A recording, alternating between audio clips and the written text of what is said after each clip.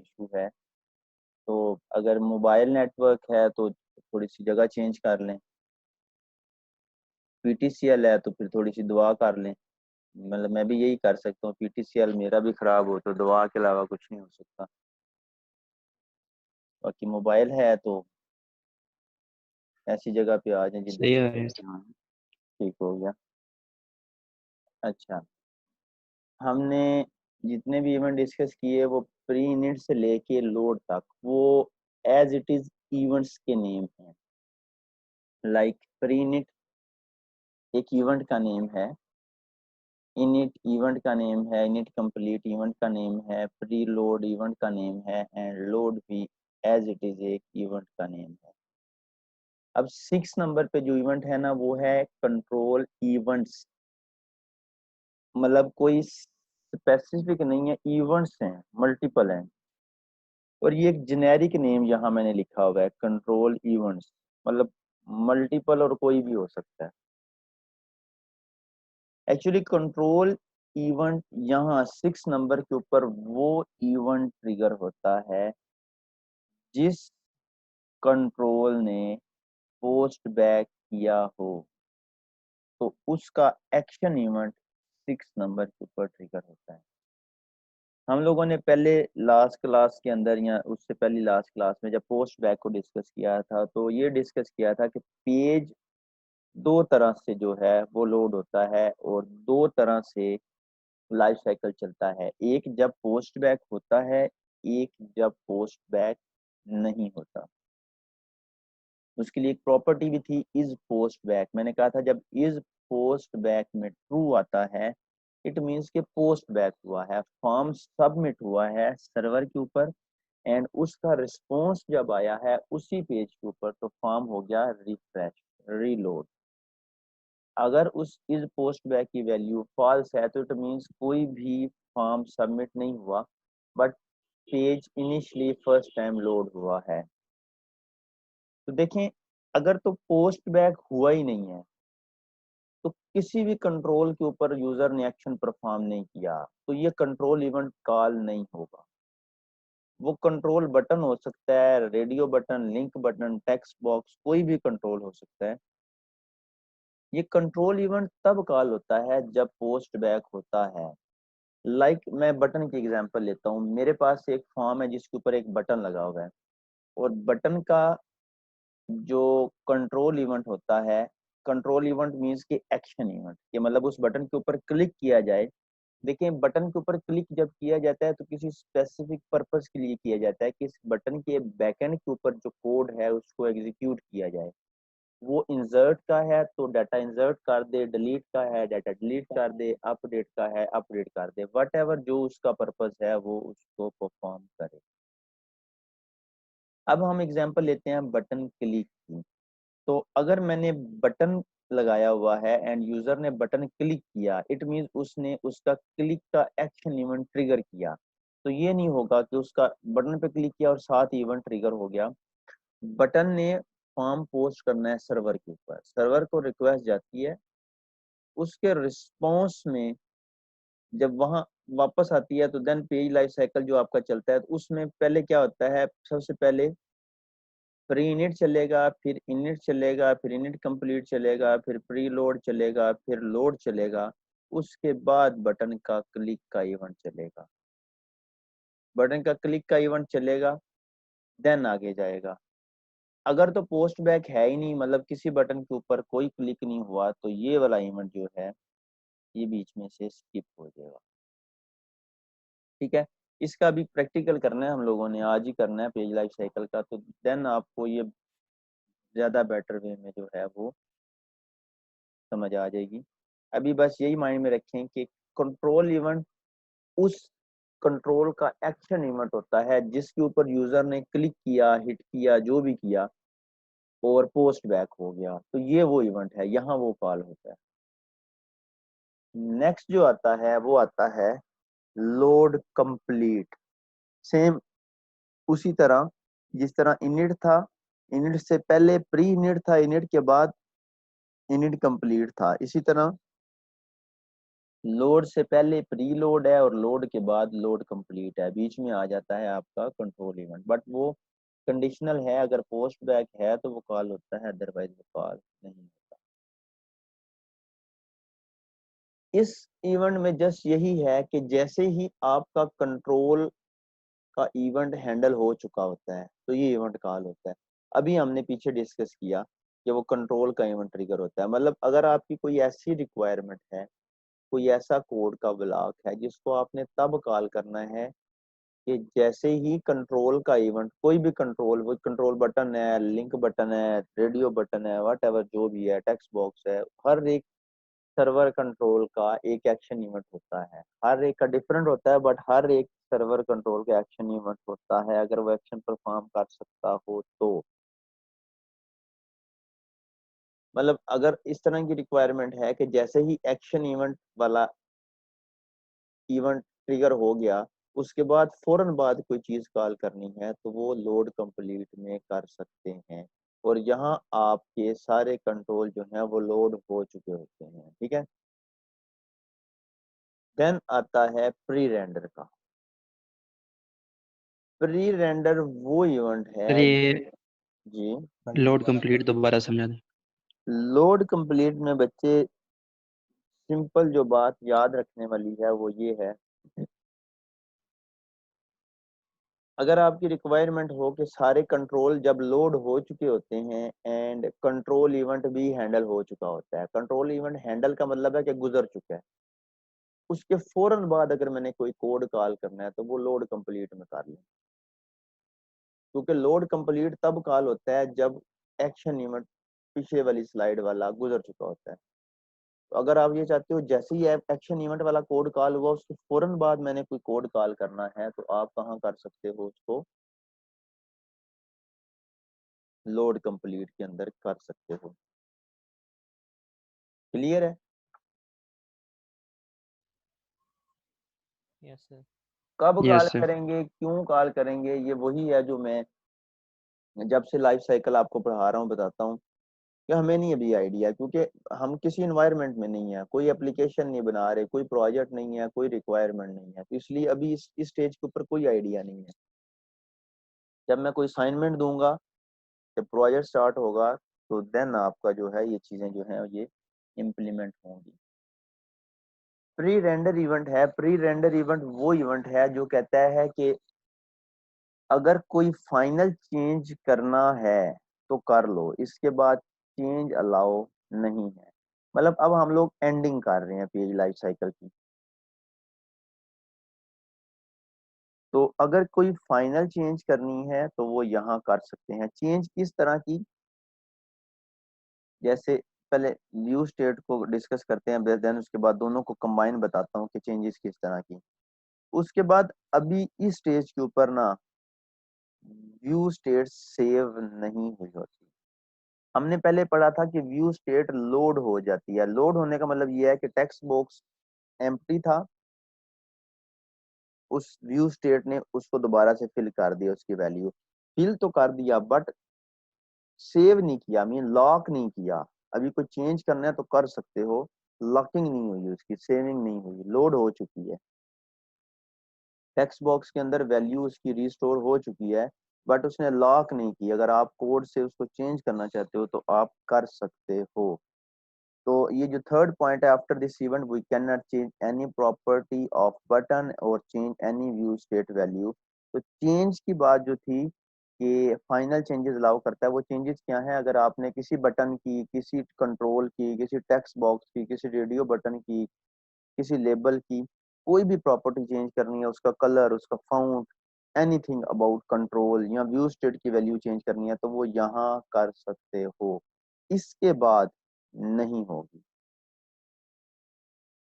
उसके अलावा render, pre render का इवेंट जो है ये आपके इंडिविजुअल कंट्रोल का भी होता है एंड आपके पेज का भी होता है। और इंडिविजुअल कंट्रोल का जो इवेंट है ये बाद में कॉल होता है एंड पेज का जो इवेंट है प्री रेंडर का वो पहले कॉल होता है।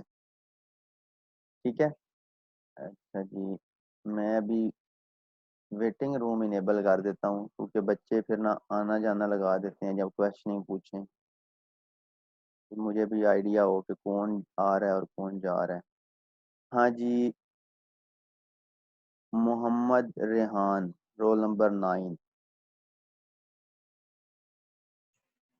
सर जी, सर ये जो आपने प्री रेंडर का बताया, इंडिविजुअल कंट्रोल का क्या मतलब है? मतलब सिर्फ एक कंट्रोल का ये कॉल होगा, फिर पेज का कॉल होगा, फिर नेक्स्ट कंट्रोल का, फिर नहीं पेज का, नहीं इस नहीं नहीं तरह? बच्चे, नहीं नहीं, इस तरह नहीं है। मतलब कि सारे के सारे कंट्रोल्स के वन बाय वन, पहले एक अच्छा कंट्रोल का ठीक। कॉल होगा, फिर दूसरे का कॉल होगा, फिर तीसरे का कॉल होगा। अगर 10 कंट्रोल लगे हुए हैं ना, तो वो 10 का वन बाय वन पहले कॉल होगा। इस तरह है। Okay sir. ठीक है। हाँ जी, मैंने नाम सर इसमें लिया। पेज पेज को पता है कॉल होता है। हाँ जी, इसमें पेज का पहले कॉल होता है, क्योंकि ये देखें, ये इधर लिखा भी हुआ है, after the pre render event of the page. इसमें पेज का पहले कॉल होगा, देन वन बाय वन करके आपके कंट्रोल के कॉल होंगे। हाँ जी रेहान बच्चे, आप अनम्यूट करें जरा इसको। जी सर। मुझे ये बता दें कि ये जिस तरह प्री रेंडर का हम लोगों ने डिस्कस किया कि ये आपका पेज का भी होता है एंड कंट्रोल्स का भी लाइफ साइकिल का होता है, और कौन कौन से इवेंट हैं जो पेज के लाइफ साइकिल के भी हैं, कंट्रोल के लाइफ साइकिल के भी हैं?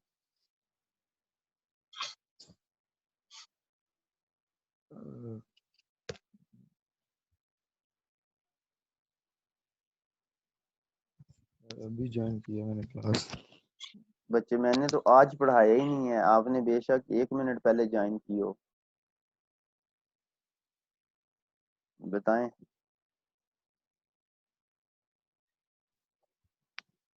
Sorry sir. नहीं पता क्यों?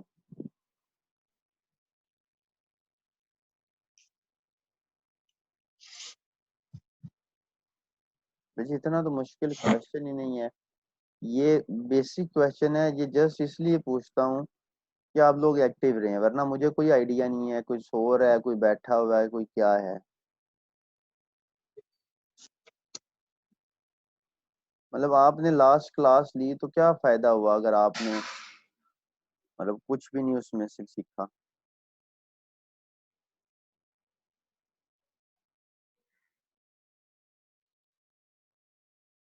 Sorry sir.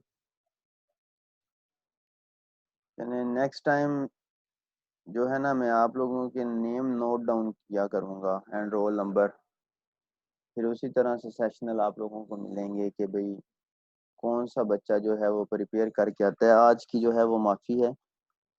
हनान बच्चे, आपने ना नेक्स्ट टाइम मैं बताता जाऊंगा, और यस सर। आपने बच्चों के ना नेम रोल नंबर जो है ना वो मुझे फिर क्लास के बाद सेंड कर दिया करने हैं। रेगुलर वालों में तो आज मैंने किया है, बट चलें आप लोगों को एक दिन की। Okay sir.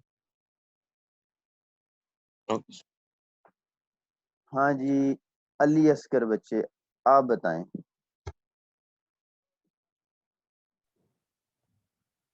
जी सर।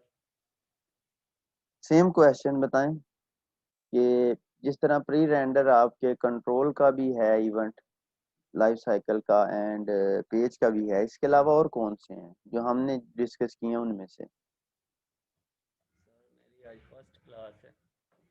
बच्चे आवाज बड़ी कम है आपकी, थोड़ा ऊंचा बोलें। सर इन इट कंप्लीट भी एक होता है। हेलो। सर आवाज आ रही है? हाँ, ये भी मैंने आवाज ऊंची की है तो आई है, अब कोई और बोलेगा ना तो फिर वो बहुत ज्यादा। चलें बोलिए, आप बताएं क्या कह रहे थे। सर मेरी आज फर्स्ट क्लास है, वैसे मैंने लेक्चर सुने हैं, तो एक इवेंट जो है ना इसके साथ इन इट कंप्लीट भी है। ये कहाँ पढ़ा है आपने? सर वैसे पहले तो नेट से ये देख। बताएं ना कि आप पिछली 3 क्लासेस में किधर थे?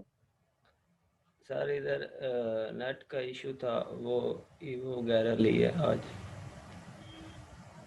चलें बच्चे, नेक्स्ट क्लास में एक तो ये मैं जितना भी आज तक पढ़ाया है ना सारा सुनना है मैंने, स्पेशली ये पेज लाइफ साइकिल का। ठीक है सर। पूरा पेज लाइफ साइकिल जस्ट आपसे नहीं है, ये पूरी क्लास के लिए है। अच्छा ठीक जी, सर।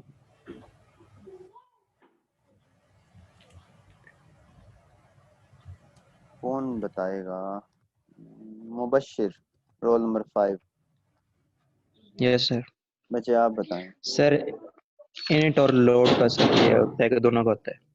हाँ जी, इनिट एंड लोड वो इवेंट थे जो आपके पेज लाइफ साइकिल के भी हैं एंड आपके कंट्रोल के भी लाइफ साइकिल के हैं। ठीक है, प्री रेंडर में कोई चीज पूछने वाली हो?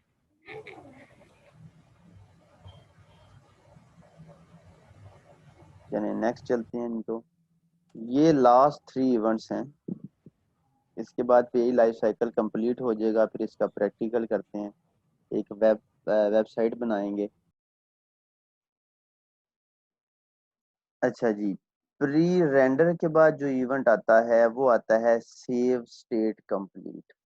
हमने प्री रेंडर के अंदर अभी डिस्कस किया है कि pre render final changes allow करता है और वो कहता है कि मेरे बाद कोई चेंज अलाउ नहीं है।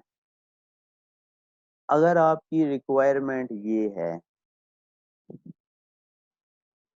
कि हमने उसमें ये भी चीज पढ़ी थी कि व्यू स्टेट अभी सेव नहीं हुई होती, लोड हुई होती है, सेव नहीं हुई होती, बट जैसे ही सेव स्टेट में आता है तो यहाँ व्यू स्टेट सेव हो चुकी होती है। तो अगर आपकी रिक्वायरमेंट ये है कि जैसे ही व्यू स्टेट सेव हो मैंने कोई एक्शन परफॉर्म करना है, तो आप सेव स्टेट के अंदर एक्शन परफॉर्म कर सकते हैं। अब चेंज रिलेटेड क्या चीज है? मैंने कहा कि सेव स्टेट के अंदर ऐसा कोई कोड कॉल करना हो जिसकी ये रिक्वायरमेंट हो कि सेव स्टेट के बाद करना है, वो कोड अब जो भी है वो कंट्रोल्स में चेंज नहीं ला सकता। वो आपका वैसे ही कोई कोड है, आपकी कोई एक्सटर्नल कोई फंक्शनैलिटी है जिसको वो परफॉर्म कर रहा है, तो वो वाला कोड आप यहाँ कॉल कर सकते हैं। बट अगर आप कहना कि मैं किसी बटन का कलर या टेक्स्ट या कुछ इस तरह का कर लूंगा या टेक्स्ट बॉक्स का कलर वगैरह, तो वो चेंज नहीं होगा। बट अगर आपका कोई एक्सटर्नल मेथड है जो आपका इस कंट्रोल से हट के कोई फंक्शनैलिटी परफॉर्म कर रहा है, तो वो उसके अंदर चलेगा। मीन्स के ऐसा कोड जिसकी ये रिक्वायरमेंट हो कि मैंने तब कॉल होना है जब आपकी व्यू स्टेट सेव हो गई होती है, तो उसको सेव स्टेट कंप्लीट के अंदर कॉल किया जा सकता है। यहाँ आपका actually page life cycle and हो जाता है। इसके बाद आता है रेंडर का। ये ऊपर जितने भी इवेंट पड़े हैं ना, ये सारे के सारे पेज लाइफ साइकिल के मेथड हैं, फंक्शंस हैं जो बनाए जा सकते हैं कोड में। रेंडर एक मैकेनिज्म है जो कि फंक्शन नहीं है आपके कोड का। मैकेनिज्म क्या है कि वो करता क्या है कि आपने जितनी भी changes from pre init to save state complete तक की, उन सब को वो बेशक कोई डायनेमिकली कंट्रोल था, किसी टेक्स्ट बॉक्स का कलर चेंज था, फाउंट चेंज था, टेक्स्ट चेंज था, उसने वो सारे के सारे कोड को एग्जीक्यूट करके एक प्रॉपर फाइनलाइज HTML बना के ब्राउजर के ऊपर जो है वो डिस्प्ले करवाना है। मतलब जितनी भी चेंजेस अभी तक हम करते आए उन सब की उसने प्रॉपर HTML बना के ब्राउजर के ऊपर थ्रो करनी है, ताकि एंड यूजर को वो सारी चेंजेस जो की हैं वो नजर आए। ये है आपका रेंडर। एंड लास्ट इवेंट होता है अनलोड का। अनलोड एक क्लीन अप इवेंट है कि जिसके अंदर अगर आपने कोई रिसोर्सेज यूटिलाइज किए हैं पूरे पेज लाइफ साइकिल में, कोई कनेक्शन बना लिया ग्लोबल लेवल के ऊपर या कोई वेरिएबल डिक्लेयर किया ग्लोबल लेवल के ऊपर, तो आप उसको यहाँ डिस्पोज डिस्ट्रॉय कर सकते हैं। और मतलब क्योंकि देखें जितने भी रिसोर्सेज हैं, एक चीज होती है विंडोज एप्लीकेशन, एक होती है वेब। आई थिंक इसका थोड़ा सा टचअप आपके साथ डिस्कस हुआ है, मुझे लगता है किसी एक क्लास के साथ हुआ है कि डेस्कटॉप वो होती है कि जो आपकी एक मशीन के ऊपर इंस्टॉल होती है, उसका सारे का सारा लोड उसी मशीन के ऊपर होता है। दूसरे ने की लाइक स्काइप है। डिस्कस जी क्लास में जी जी, मैं कह रही हूँ आपने डिस्कस किया था फर्स्ट क्लास में। देखें स्काइप इंस्टॉल करता है ना हर पर्सन, तो एक एक्जी इंस्टॉल करता है, विजुअल स्टूडियो इंस्टॉल करता है तो एक एक्जी इंस्टॉल करता है। उस विजुअल स्टूडियो का सारा लोड, उस स्काइप का सारा लोड उसके अपने लैपटॉप के ऊपर है।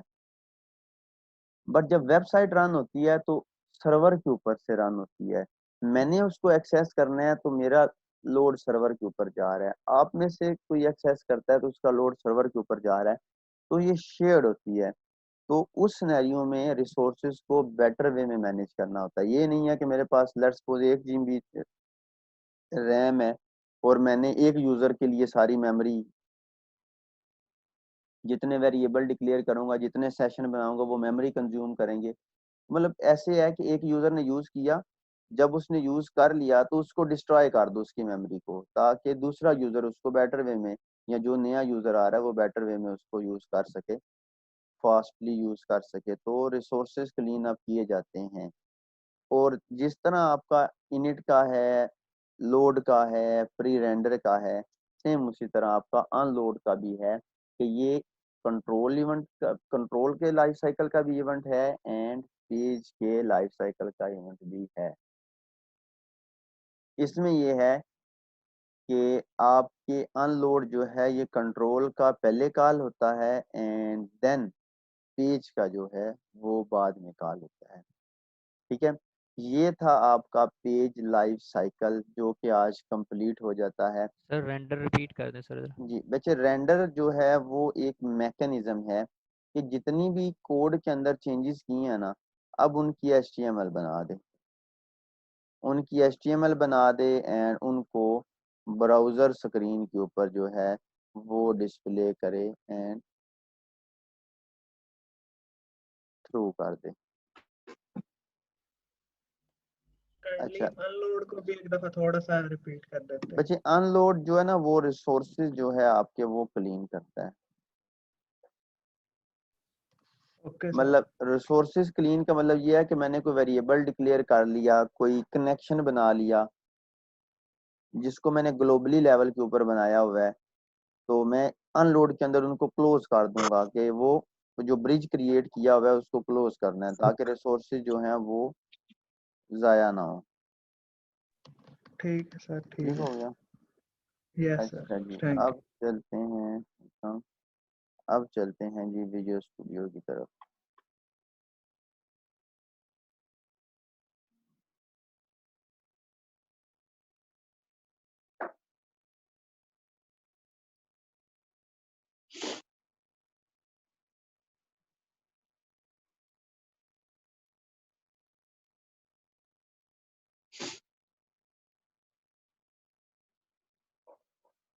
हाँ जी दानिश बच्चे।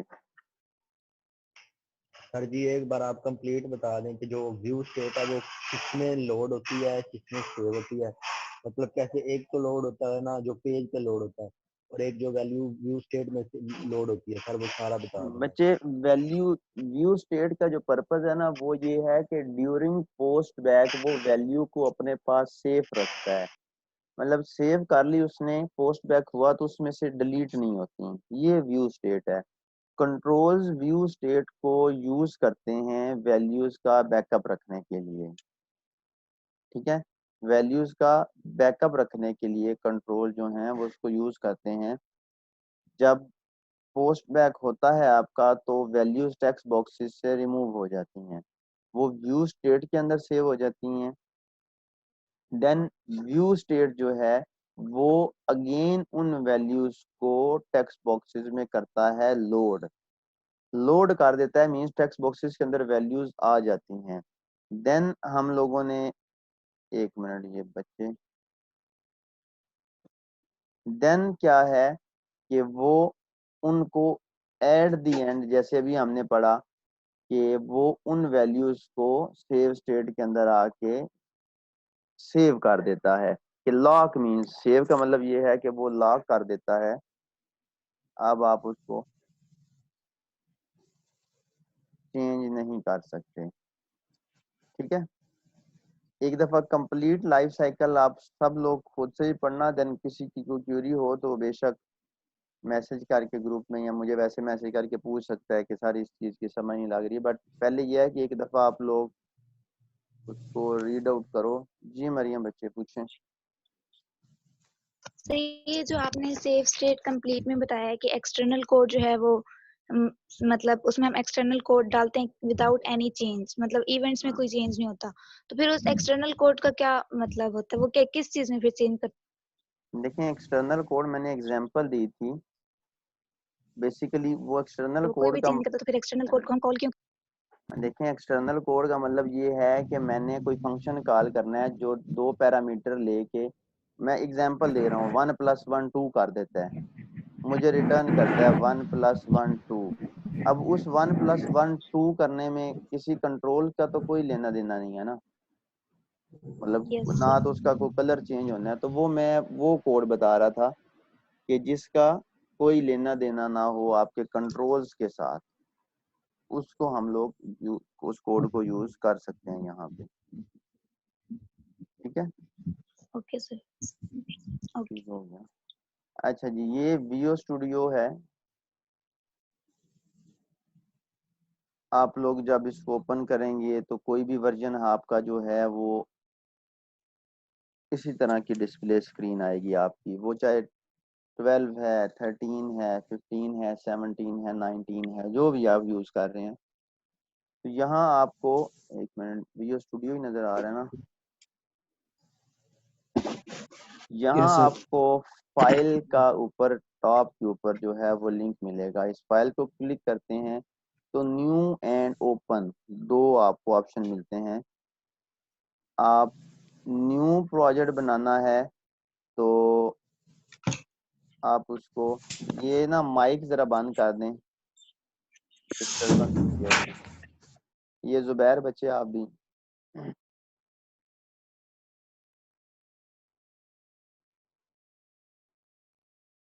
अच्छा, तो यहाँ फाइल न्यू, टू वेज हैं इसको क्रिएट करने के। एक तो ये है कि नीचे वेबसाइट का आ रहा है तो डायरेक्टली वेबसाइट से क्रिएट कर लें। द सेकंड वन इज के प्रोजेक्ट के ऊपर क्लिक करें। मैं दोनों वेज में बता देता हूँ ताकि अगर किसी के पास एक ऑप्शन नहीं है तो वो दूसरे में उसको कर सके। ठीक है, क्योंकि प्रोजेक्ट हर बच्चे ने बनाना है लर्निंग के लिए, ये आज वाला टास्क हर बच्चे ने इंडिविजुअली करना है, तो बेटर यही है मैं दोनों में बता दूं। तो पहले चलें प्रोजेक्ट में चलते हैं। प्रोजेक्ट, यहाँ लेफ्ट साइड के ऊपर टॉप बॉटम आपकी विजुअल स्टूडियो की अकॉर्डिंगली जिस तरह भी है आपको ये ऑप्शन नजर आएंगे, वेब, और इसके अंदर ये ASP.NET वेब एप्लीकेशन, ये वाला करना है, .NET कोर वाला नहीं करना, कोर नहीं। ये ड्रॉप डाउन कहीं ना कहीं होगी, आपने लेटेस्ट जो आपका सपोर्टेड वर्जन है आपने उसी को यूज करना है। देन यहाँ कोई टेक्स्ट बॉक्स होगा जिसमें नेम होगा, आपने एप्लीकेशन का नेम चेंज कर लेना है। जो आपकी एप्लीकेशन है, लाइक मैं इसका रखता हूँ BSES7 सेल 2021 कर लेते हैं। ठीक है, ये नीचे सोल्यूशन का नेम भी यही होगा। डायरेक्टरी आपकी बाय डिफॉल्ट सी में जा रही होती है, इसको चेंज करना है ब्राउज करके, क्योंकि विंडो खुदा ना खास्ता करप्ट होगी तो प्रोजेक्ट उड़ जाएगा। और ये फाइनल ईयर में बहुत ज़्यादा बच्चों के साथ होता है, कह कह के उनको कह कह के बच्चों बैकअप लेके रखो, सी में नहीं रखना। आपकी क्लास में से भी एक दो बच्चे ज़रूर निकलेंगे कि जिनके साथ, मतलब ये पता है कि होता है इस तरह का। इलेक्ट्रॉनिक्स है, कोई पता नहीं है कब ख़राब हो जाए, तो बैकअप लें, कोशिश करें सी में ना रखें। इसको सिलेक्ट किया, बाकी एज इट इज़ इसको रहने दें। सोल्यूशन डायरेक्टरी बनानी है एंड सोर्स कंट्रोल, ये वर्जनिंग कंट्रोल्स होते हैं इनका, वो गिट वगैरह जो हैं अगर वो साथ में यूज़ करने हैं, हमने नहीं करने, सिंपली ओके। इसके बाद आपको ये स्क्रीन आएगी, वेब फॉर्म है, MVC है, वेब API है। हम लोगों ने एक एम्प्टी वेबसाइट बनानी है। Empty means from zero, crash से हम लोग बनाएंगे। तो यहाँ वेब फॉर्म पे क्लिक कर दें, empty with web form, unit testing वगैरह नहीं चाहिए हमें, ओके पे क्लिक करें। ये कुछ सेकंड्स लेगा एनवायरनमेंट क्रिएट करने के लिए।